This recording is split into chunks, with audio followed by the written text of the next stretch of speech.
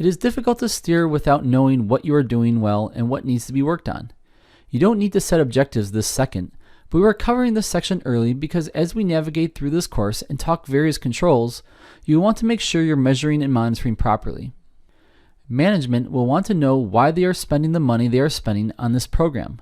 You have to paint the business a picture as to the benefits of the program if you're going to get continued buy-in.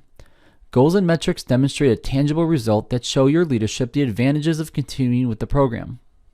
The objectives you choose should tie back to the strategic objectives the business laid out that they feel is important and should measure the controls you put in place to meet those objectives. 6.2 of 27001 talks through how to set information security objectives of relevant functions and levels. The information security objectives shall be consistent with the information security policy, be measurable if practical, take into account applicable information security requirements and results from risk assessment and risk treatment, be communicated, and finally be updated as appropriate. Then to go along with this, you should retain documented information on the objectives around what will be done, what resources will be required, who will be responsible, and when it will be completed, and how the results will be evaluated. So for example, we have a summarized strategic objective to keep customer data safe.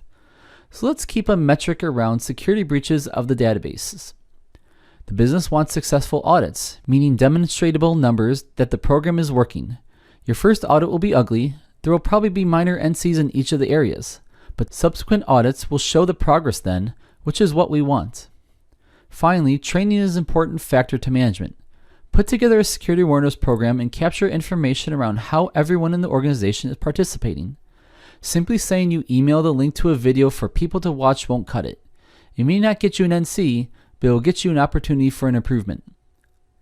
In the A5.1 document, we cover exactly what our objectives are. We don't need a ton, but we do need to be able to show proof we are tracking these items.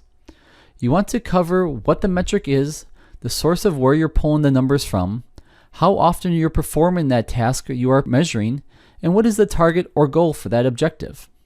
So, for an example, there is an objective to review completed risk assessments annually.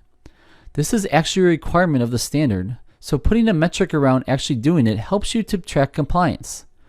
The source is our risk register to note what risk assessments need to be reviewed. Doing this annually, and our target is that all assessments are reviewed annually, and any new assessments that year will be added to the register.